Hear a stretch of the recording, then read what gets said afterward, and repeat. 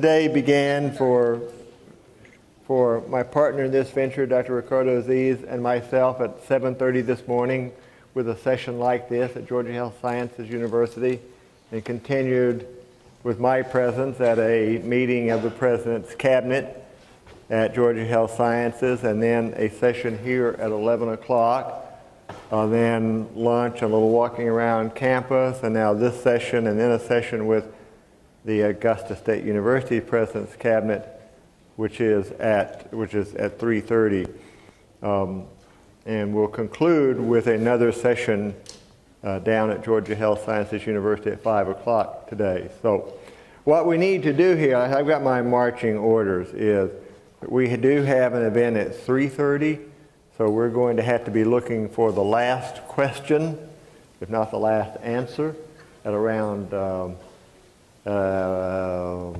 about 3:15 or so. And I've been told, I forgot to say this morning, that there are 5 microphones around. Or if you want to ask a question that's actually heard and might get an answer, please step to one of these microphones. There's another microphone here which I could pass to you or throw to you. Let me just say, let me welcome you to this. First, I want to make sure the most important people are here. And I'd like to see the hands of all of those of you here who are students, either at Georgia Health Sciences University or at Augusta State. How many students do we have? That's good. Well, these are the people for whom we do our work. These are the lives that we hope to add value to, that we always have, and we hope to add even more value to as we go down the line. For those of you who are from Augusta State University, on our faculty and staff and our students, I want to say that in the meetings earlier this morning, I was impressed at how much we seem to be desired by those at Georgia Health Sciences University. You know, we'll probably still use the we and us terminology a little bit, we and us and them and they. At some point there'll be this new we, we'll all be one. But right now, the interest in our students, our programs, I don't know, maybe even our athletic program, our mascot, and so forth, pretty strong. So I was pleased to hear that. And would love to hear your questions and provide some answers to them. But having said all of that, let me introduce to you Dr. Ricardo Aziz, the current president of Georgia Health Sciences University, and who will become the president of this new kind of university which is to be created in fairly short order. Dr. Aziz. Thank you.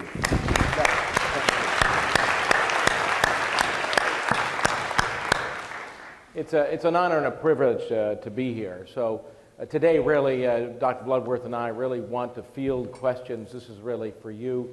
I'm going to try to give you just a brief introduction of some of thoughts that I may or not have, maybe some of the questions and anxieties that we have heard, and try to address them if I can.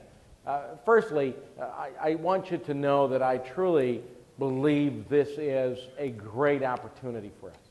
This is an incredible opportunity that comes only about once every 100 years or so. This is an opportunity to create a new university. This is not about creating an overgrown health sciences campus. This is about a new university. So we are not interested, we, speaking for Dr. Bloodworth and myself of the Board of Regents, this is not about overgrowing the health sciences campus. So the value of this university is exactly what it brings to the table. It's diversity in students, it's serving as a community access point, it's arts and sciences, it's liberal arts, it's education, it's business. These are things that we want to see grow. So I want to make sure that we're all on the same page. This is not about medicalizing these disciplines. This is about growing the university by creating a whole new university that the state of Georgia can enjoy, the 4th truly comprehensive research university in Georgia, and also creating that resource, that economic engine, that job creator for our community. The second thing I want you to understand is that when I say research university, that does not mean that everybody does research. Remember that we are first and foremost a university that really needs to address the teaching and training of students. That's what we're here for. That's our lifeline. When you say something is a research university, you're saying that part of the mission of that university now becomes the discovery of new things, the creation of new knowledge. But that doesn't mean that everybody does research. At Georgia Health Sciences University, something that you all would say is a research university, only 20% of our faculty actually do any kind of serious research. The rest, of course, do primarily training and education. So research university doesn't mean we're all going to become researchers. You do not do that. But it does mean that part of our mission will be to create that new knowledge. That will be, again, not just in the health sciences field. That will be in all these other fields that will continue to develop their scholarship, their knowledge, and their research. Because the third fallacy that I want to address is that this is not about making the Augusta State campus, as we call it today, smaller. I mean, that would be foolish. Dr. Bloodworth and I don't want that, neither do the Board of Regents. They're trying to create a bigger enterprise. This consolidation in particular is about a bigger enterprise. So we want to grow this campus, its disciplines. We want to grow its offerings to our students. Because again, this is not about creating an overgrown health sciences campus. This is about creating a new university. It's an opportunity that very rarely is offered to any of us as faculty or as students or as leaders in our career. So I am very bullish on this. I'm very positive. I think we can do this. Challenges? Absolutely. But that's our job. Our job is to overcome challenges, whether it's challenges in the classroom, challenges in the laboratory, challenges in the clinical setting, challenges in the arts, or challenges in leadership. So I just wanted to share that with you. Let me also share with you one thing that I did not do with the last group of guests and faculty and students. Let me tell you a little bit about my background so you understand why my vision is not as difficult to comprehend. I actually am the product of two faculty members, a professor of physics and a professor of anthropology. There are no physicians in my family except for myself as the first physician. My siblings are. I grew up on a campus, University of Puerto Rico in Mayaguez. Very similar to this campus. It was a regional access campus. It also had graduate programs and advanced degrees, but that's what it was. I also lived at home on campus with my parents while I went to college there, something that I'm not highly recommending, but nevertheless was an experience that allowed me to see that. So for me, the vision that I have of a great university is a vision that I have had before. This is not about denigrating the liberal arts or the business or education. It's on the contrary, growing those disciplines so we become a greater university and a greater value to our students. So at this point, I think questions might be the best way to proceed. Question. By microphone. I'll try to see who is at a microphone. Life's a little bit tough up here. Got to be a question somewhere. We had good questions this morning. Here we go. Students ask the best questions. Faculty too, but I always like it. Yes. Okay. My question is, I am currently attending ASU in the health science track, but what my passion is I want to work in nutritional science. There's no program near this university or MCG for that. Is there a possibility that other programs that aren't offered yet could be created for students? So I will tell you, I'm going to take this one because we've actually examined that. We are also, my research, in case anybody wants to know, is on fat tissue. I actually am still NIH funded, have a laboratory and so on. I study fat tissue and all the magic of fat. In case anybody wants to know, fat is the largest hormonal organ in the body. But we do not have that expertise, and I'm actually, in fact, have been asking the same question. When can we develop that kind of a program? These kind of collaborations, creating a larger university, makes it a lot more feasible for us to create those kind of new programs. How do you foresee the joining of our two universities comparing to like UGA or Georgia Tech as far as the education programs offered and the sports and academic other benefits offered compared to those other schools?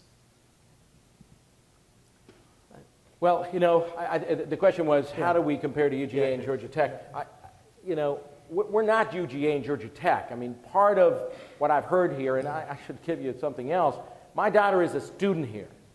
My daughter, unbeknownst to me, asked me a question this morning about how can I assure that we keep the same smallish environment, family environment that we currently have. That is an attraction for our students. That's what we want to have. So this is not about creating a UGA, Georgia Tech. Those are different environments altogether. The key for us to do is how do we grow while maintaining that kind of collegial, that kind of closeness, that kind of family environment on this campus. So I just wanted to address that. You know, we're not trying to imitate that type of university. We're just trying to be ourselves. You know, it's true, Georgia Tech is emphasizing a lot of engineering, and UGA emphasizes a lot of agriculture and environmental. And for us, of course, we have the health sciences. Each of us has something that we can leverage. But at the end of the day, we are comprehensive universities with full offerings. And of course, those environments are much bigger than what I think most of us would like. My take on this is that a university stands to serve the needs of its students now and students in the future. And Georgia Tech moved down the engineering track. UGA moved down its track. What is it, number 2 party school in the nation right now? I don't know if that was the destination that was intended, but we're starting afresh here. We're starting afresh here. And we can look at the needs of our students, the community we serve now. And in some sense, we're not going to be burdened by directions that were set a long time ago. And we can really look at meeting the needs now as we move forward. And I hope we will do that. Okay, my question has to do, you talk about growing and you want to keep it small. So you're going to have certain standards. Actually, you're going to have to elevate those standards because a lot of people can get into ASU that can't get into other colleges. So you're going to kind of be taken away from a certain group of people that can't get college elsewhere. Like, Let me deal with that one. All right. I've heard the chancellor say this. I've heard the chairman of the Board of Regents say this. I've heard the vice chair of the Board of Regents say this. I've heard it said in a presentation at the Board of Regents meeting that the access mission at Augusta State University remains because it's important. This is an important place, it always has been, for students to seek the opportunity to earn a college degree, to learn, and to move forward with their lives. I don't think that's going to change. That's not going to change. And that's not our intention. We don't want it to change. I'm not going to tell you this is simple, but I will try to sort of give simple answers, everybody understanding that we're forging a road. All of you are participants and players in a new future. Programs have different admission criteria. You know, the admission criteria for medical school will certainly be different than admission criteria for a general undergraduate degree, and there may be differences in different tracks within the undergraduate degree and different tracks within the master's degrees and so on. Those things are always there. Any large university has to deal with that heterogeneity of both students and otherwise. But what we know is we want to be that university that continues to serve our students in our community and serve as access point to those students. Now, we're not going to be disingenuous and say all the students who come into the university will automatically get into medical school. That's not what we're talking about. But we will preserve that mission. It's an important one. We are dedicated to that. We are pledging to continue that. But that has nothing to do with the heterogeneity, if you would, of programs that any university would have and the heterogeneity of requirements for those programs. it's more so not the programs, but the overall actual attendance, because it's impossible to keep a small school small and not have higher standards. I mean, you have if you have these programs that people want to come into, you're going to have a, access of people that want to, just like people that want to get into Georgia Health and Sciences right now. I mean, there's a very limited number of people that can get in there. So you're looking for the best. And I'm not talking about specifically a program. I'm talking about overall for the entire university. You will have to raise standards. No, I mean, let me repeat myself. We are creating a new university. Georgia Health Sciences University currently has standards for admission because it admits no freshmen, it admits no sophomores. There is no standards for the admission of freshmen to Georgia Health Sciences University because we have none. So actually, this is complementary. This is a university that is created from the parts of two great institutions today that actually do not compete.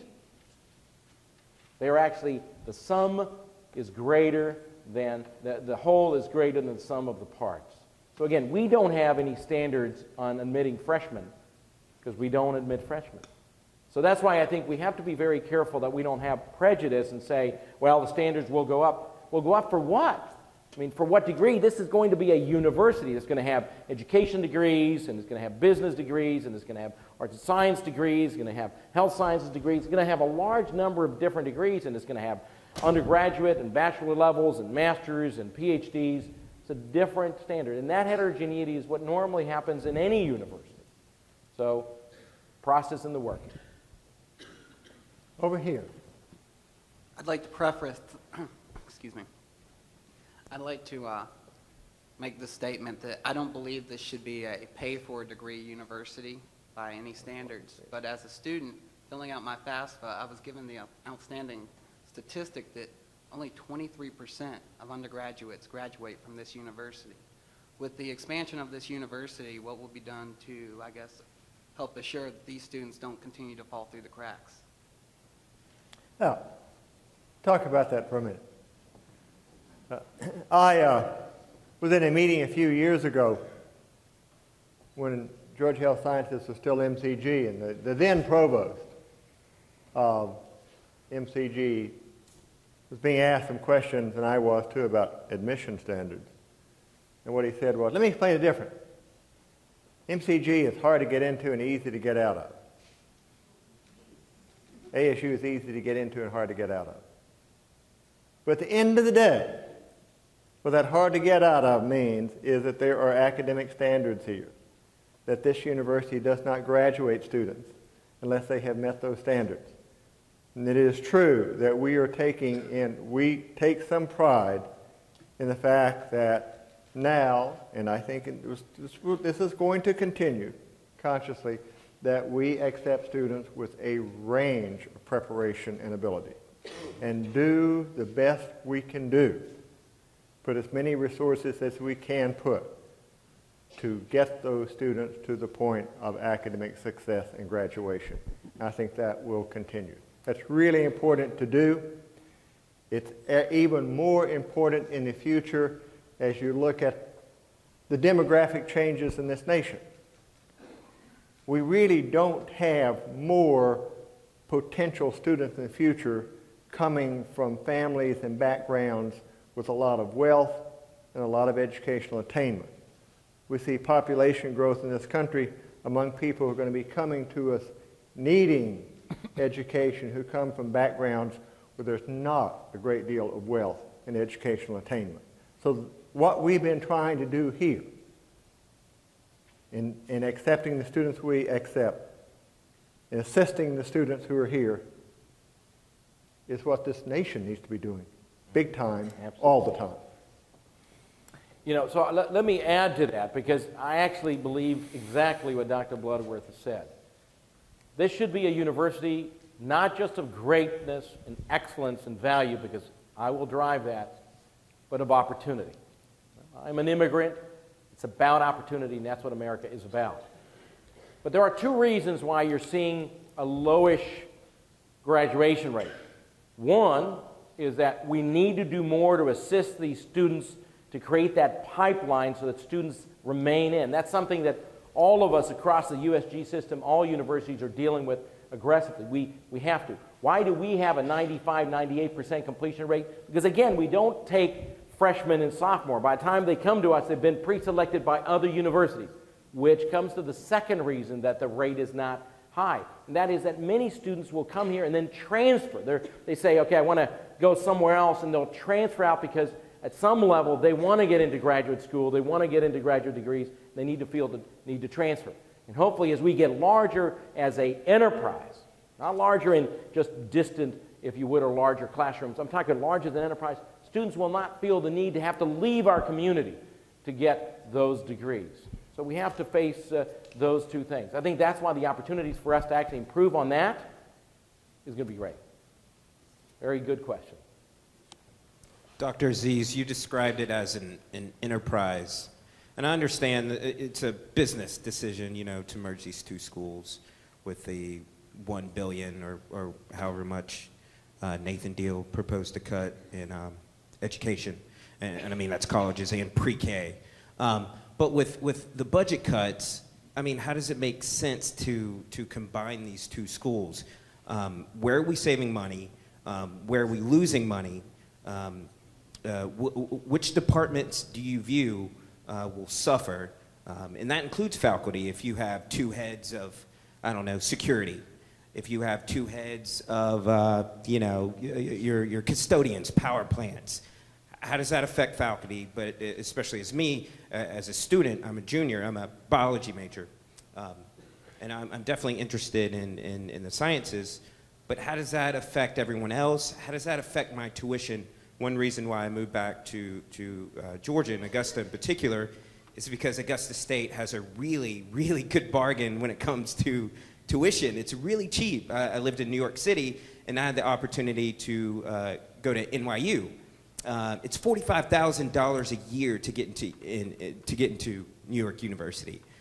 Here, I can pay, I don't know, $5,000 a year and get a great education. So I guess, you know, this is still kind of far-fetched, but how much is my tuition going up, and how does that affect the different departments within the new school system? You want to give it a try? I don't know of anybody who is not concerned about the fact that tuition has gone up around the nation, and not as much in Georgia as it has elsewhere, but it's gone up around the nation. I don't know anyone who's not concerned about the level of student debt these days. You know, that's a big concern because student loans don't even fall under bankruptcy protection. You can't escape them. Well, I think people are concerned about that. Board of Regents is concerned about it. One of the reasons behind action that the Board of Regents is taking, including the consolidation, is to get more state support for higher education, to get more state tax dollars coming into the university system of Georgia.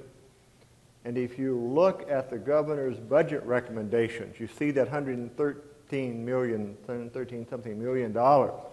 of new funding for the university system. That's good. It didn't happen last year. So I think everybody is concerned about the same thing. On the other hand, you have to keep things going. You know, we have to pay for the electricity that keeps these lights burning. We have to pay faculty salaries. We have to provide that support for students and so forth. There will be something of a balancing act. But I think there's a lot of commitment to maintaining a low cost of access to higher education in the state. So let me try to address this as well. You mentioned a large number of things, and so if I forget, remind me. Firstly is this is a business decision. And the answer to you is actually this consolidation is very different than any of the others if you actually read them through. This is about creating a larger enterprise for Georgia and our community. The business decision is, in many ways, sort of the driver at a surface, but the trueness of this is that this is a unique opportunity for the state to create that research university that they have not had in this region. Remember, the rest are all, you know, Athens and Atlanta. So we need to understand that it's not a purely business decision that the Board of Regents did for this institution. Secondly, yes, there will be efficiencies in administrative support. There will be some efficiencies, but we are two very lean organizations. I don't foresee a lot of changes in staff. People's seat will change, right? The roles may change, but I don't foresee that because we are fairly lean. But remember that at the end of the day, right, when you ask about costs of your education, the costs are that overhead. So it sort of is a little bit of a yin-yang. You know, if you don't reduce your overhead by sort of having efficiencies, then the student costs go up, and we don't want that. We want the student costs to go down. So Dr. Bloodworth said this is also an attempt to make sure we keep those costs down. Thirdly, have to remember that we, Dr. Bloodworth and I, do not set the tuition. The tuition for undergraduate degrees is set by the Board of Regents. We don't have any say-so in that at all. That's a system-wide setting. So I don't see that value going away.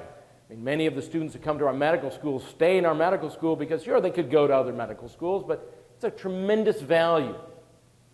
So at the end of the day, this will be better for our students. Certainly, we don't expect the cost to go up. If anything else, remember that the Georgia Health Sciences University has resources that the current Augusta State does not have. Secondly, we don't expect a tremendous amount of cuts in staff or anything like that because we are lean organizations. But at the end, that efficiency in a larger enterprise will provide a better service to our students. And that's what the vision is. That's what we truly are intending to do. There's nothing really hidden in this particular agenda. Because if you look at it, this is totally different than anything else that is being proposed in any other part of the state. And we should be proud of that. Because it means truly that we are being valued. Thank you. If they're next, and then here, and then there. With the consolidation of our two schools and our two campuses, are we going to share facilities, or are our undergraduate programs going to stay here locally on campus, or are we going to also expand out to the Georgia Health Sciences campus as well, and vice versa? At the end of the day, it will be one university. And there will be one university. You know, so when it's done, all facilities will be open to all members of that one university. And, you know, right now we're talking about us and them, but it'll be we. And at the end of the day, those decisions will be made on what's most important. You know, I don't know. Some health sciences programs that currently are here perhaps should be done in an environment which is proximate to the actual action of a real clinical environment. But I can't make those decisions. Those decisions are made by the faculty, and they're made by the chairman, and they're made by the deans. This is not something that presidents micromanage. But at the end of the day, Dr. Bloodworth is right. This is going to be our facilities, and our JAGs, and our music department. It's not going to be us and them. Oh, over there, Nick? Okay. Well, I had the same question in that line too. How well are we going to communicate, the vision and the mission and the values, if we have 3 different campuses, including the expansion of the West Campus? So, because during that debate, we had that discussion, that was kind of an issue of, like, how are we going to communicate? Students that want to stay there where they are, how are we going to meet and then share the values? And the diversity would be that, how are we going to, if we can't meet, how are we going to fulfill that value? But this is so let's be, we have to be clear, this issue is something that all universities are facing. Right now it's a transition for us. For other large universities, Kennesaw State, Georgia Southern, certainly we talked about UGA, Georgia State, but other universities across the nation, they have many multiple campuses. Very rarely, if ever now, are universities located in one campus. Because again, they have different facilities, different needs, different expansion needs, and this kind of thing. So, but that does not preclude us from having one vision, one mission, one statement, one sense of family, and in fact, we must have one vision, one mission, one sense of family. So I don't know that the campuses per se are things that we should be worried about. One of the things that is, and is an advantage, if you would, is that we have a strong sense of mission to our community at ASU. GHSU has a strong sense not only of mission to our community here by providing tremendous health care and being that net that our community needs, but we also have a statewide footprint. We have statewide relevance. We are the state's academic health center. So our ability to actually have an impact as a university on the state is going to increase. But still, it'll be one vision, one mission, one family. Thank you. I have two questions, actually. My first question, why wasn't there any input from faculty, staff, students? Because at the end of the day, it affects us more than anybody in here, actually. Because, I mean, in my opinion, just last Thursday, this story just broke. Tuesday, you guys make a decision. Well, not you, I mean, you know what I mean. On Tuesday, a decision was made to consolidate these two schools. Just why wasn't there a survey done, polls conducted, anything? I have an answer for that. I'm not sure everybody agrees with me. But it's a difficult thing to do by the Board of Regents. It's virtually a restructuring, a significant restructuring of how higher education is done in the state of Georgia. Now, my take on this, given what I know about Augusta and what I know about support for this concept in Augusta, my take is that had there been open discussions and input in Augusta, we could have gotten to this point anyway. It might have taken longer. We might have gotten here. We stood a chance. We're talking about two institutions that are 3 miles apart. That's the most. We're talking about, I mean, this morning down at Georgia Health Sciences, someone asked those in the audience to raise their hand if they had earned a degree at Augusta State. And what I saw was that there was a greater percentage of Georgia Health Sciences people down there who had earned degrees at Augusta State than there were people from Augusta State who had earned degrees at Augusta State. So this could have happened here. I don't think it could have happened at the other places. I think the other places have been very, very difficult to get to any kind of agreement on consolidation. That's my take. It's important for the board to do this. It's important to make a statement to the General Assembly and to the governor that we're going to do things right. The University System of Georgia didn't need 35 separate institutions, but my take is that had the discussion been open in Augusta, we probably could have gotten to this point. Not so sure about those other places. And I'm just going to say that Dr. Bloodworth is right. All right. I have a question. But it doesn't often happen. Good afternoon to you both. Dr. Aziz, you mentioned at the beginning of this presentation that the new university would serve as a job creation engine for the area. But as I understand it, consolidation works, many times the opposite is true, and jobs will be lost in the process. And I just wonder if you care to expand on that a little bit. So, no, I mean, we're looking too much at stories of mergers and acquisitions and parceling out of stock companies. This is a consolidation of universities. The goal here is to increase the offerings to students, which means more programs, more faculty, perhaps more colleges, more departments. It's also meant to increase the number of students we can attract and offer. It's also meant to keep our students when they come into the university, that they don't have to leave. So no, I think we have to be very clear that the way consolidations work, this is not a business, this is not a merger and acquisition through a business partnership. This is truly about growing the university. The mandate of the regions has been very clear. This consolidation, I can't speak for any other consolidation in the state of Georgia today, this consolidation is about growing and creating a whole new university to grow and serve Georgians and prepare them for the future. You heard that if you listened to the governor's speech in which he stated the state of the state and he spoke about consolidation and mergers. If you listen to the chancellor about what he said, and Bill and I can tell you, these are marching orders for us. They didn't say to us, make it smaller. They said to us, make it bigger. So at the end of the day, it's a job creator. And that's really what we're intending to do. That's a great question because, again, people get confused between mergers and acquisitions in the business world and what is happening in this, which is the creation of a new university. We got about 10 minutes more. We're going to need the question short and the answer short. That'll be a challenge, but up here. I'm just curious. It seems like y'all have been vague and somewhat contradictory. We're going to get big, but we're going to stay small. Haven't heard any specific benefits, especially for our campus. Y'all have a huge budget down there, or we have a small one up here.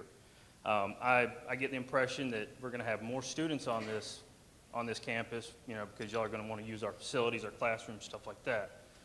I don't see benefits. I haven't heard anything specific. I hear perhaps, maybe, we'll see. Is there anything outlined for us to expect, for us to look at, to you know, so we actually have an idea of what's going to be happening to us? And then another big thing is, a lot of people bring it up, but I haven't heard anybody ask, the name change. Are we going to have fun with that?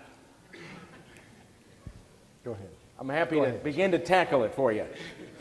First, we are forging a new road. That is why Dr. Bloodworth and I are very cautious about how we answer things. We don't want to be disingenuous when he and I have found out about this about a week ago and we're trying to work on this.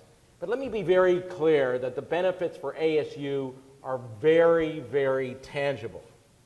First, you're going to be associated with an academic health center that is a billion-dollar enterprise, and that is the only true revenue generator within the university system of Georgia.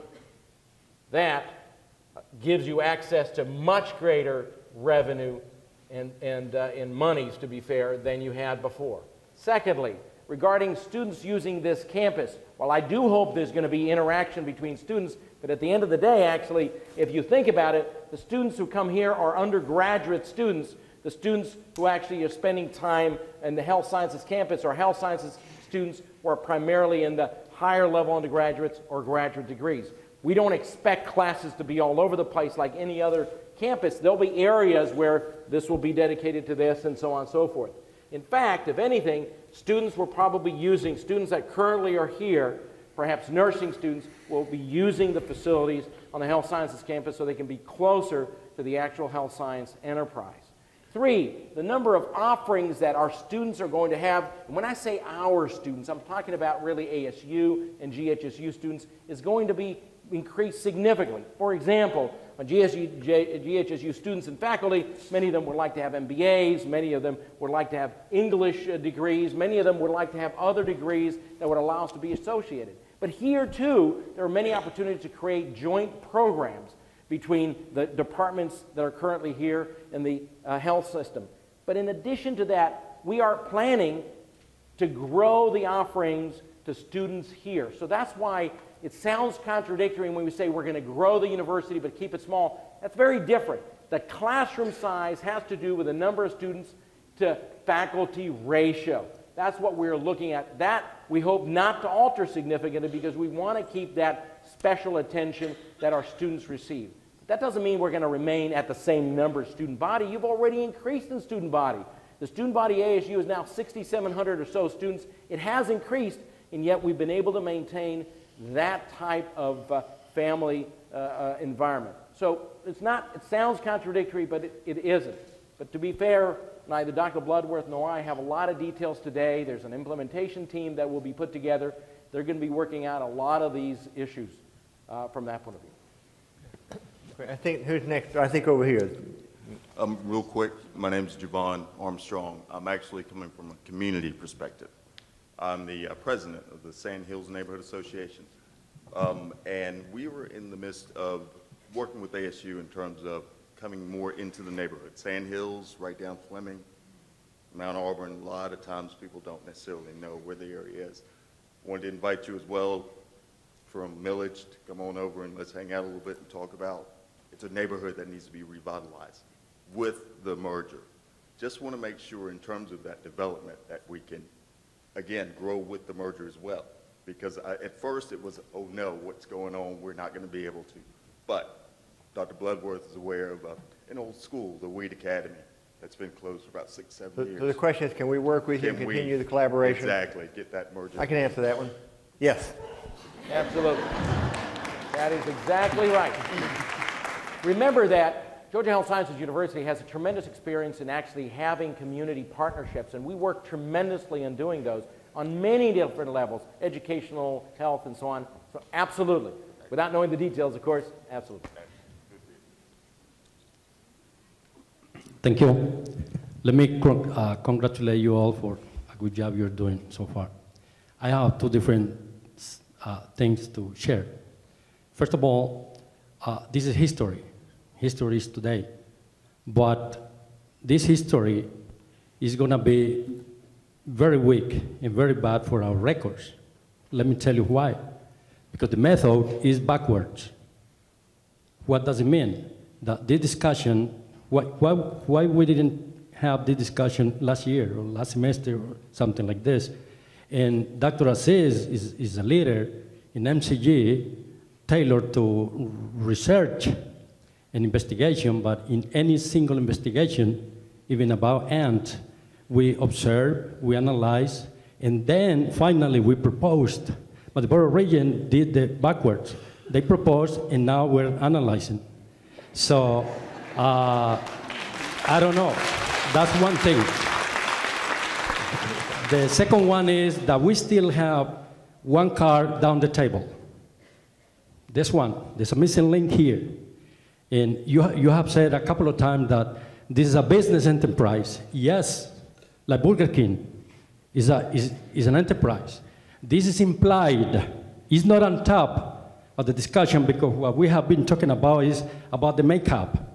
But we have a structure, and that means numbers, and that means money. So to me, one of the synonyms for fusion, for fusion is to get some money. To get some money, we need to cut something. Like you are a very good example, and this is history, of how to get money.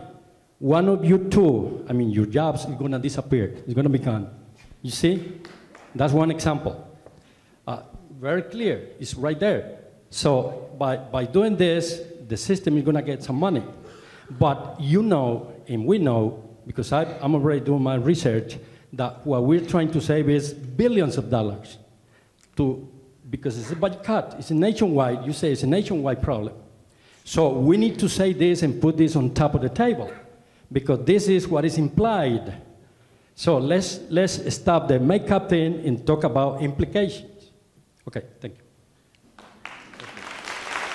The answer, so I'll simply say, all we can tell you is what the mandate that Dr. Bloodworth and I have, and that is to grow an enterprise.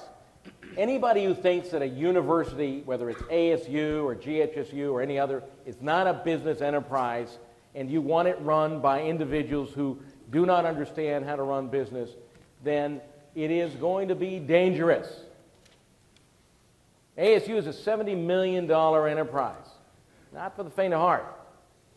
Dr. Bloodworth has been working very, very hard to grow that, to get monies and resources. So yes, it is true. The question isn't whether it's business or not. Where's Mark Miller to defend me in the business side? It's about what you do with that enterprise. What is the mission? What is the goal? You can run with business principles, the Red Cross, or you can run GE. So at the end of the day, we have to be as savvy as we can as presidents and as leaders and as deans and as chairs to make sure that we have enough resources to train the students. It's not a matter of just simply saying we need more money, let's jack up the students' tuition. That would be bad business. So at the end of the day, while we use business principles, our goal is to grow this university. We're running out of time, fast. Can I go and we're ahead? going to end up with more people standing at microphones than we have time to answer questions. That's the way it's going to work out. But the discussions are going to continue. Dr. Aziz is going to be often on this campus. We have a meeting coming up at 3:30 with the President's Cabinet and some other people. Jeff, you will be there. So we will just we'll take one more question. Dr. Aziz, you can look at the questioners and see which one you'd like to have a question from. But I do want to say something. I am going to be learning as much as I can over the next few months. I'm going to be listening to what you have to say. We don't know each other yet, but I intend to spend as much time as I can on this campus meeting with each and every one of you, either in groups or in individuals. So again, this is not going to be the first or the last conversation. We're going to have lots of it. Dr. Bloodworth and I felt that we needed to get out in front of you as soon as we knew something to be able to actually talk to you. And right now, I'm going to do it by seniority. Yes, sir. Thank you. I hope we don't both regret that choice. Chris, ask me, I'll pass the question on. I'll get you an answer. This campus had a discussion about having a faculty fool whose job was to stand up and ask questions that were submitted, and this happens to be one, so forgive me. We'll have a significant say. I've been here 23 years, and you are the first president that the faculty didn't play a major role in choosing, except when we had a president die in office, and we had an interim president who was appointed for a temporary position. So we've not had any faculty input in your designation. I think it may even be more critical, well, equally critical, that we have input in terms of the provost or the chief academic officer. Can you assure us that we will do that backed by the process of shared governance that we are used to here? I can, because in fact, every single search done at my university, even for the health system, which is a separate corporation, has a large committee with faculty, students, staff representation. We have a centralized search process, so we make sure that every search is uniform and every search takes into consideration every part of our enterprise, whether that individual comes in to work in that enterprise or not. So in fact, I can assure you that, because this is not about my designating autocratically. Now, interims may be an issue because we may have to do some things quickly, but permanence, absolutely. And in fact, we have a search system for interims, by the way. So I should tell you that all interims we have appointed, with a couple of exceptions, have also gone through an internal search process. Thank you. Thank you. 5 o'clock at the Lee Auditorium, Georgia Health Sciences University, another forum like this. You're all welcome to come down there. Absolutely. Yeah, come on down. Come on down. Thank you Bring much. your questions. Thank you so much for coming this afternoon. Thank you so much. 5 o'clock session.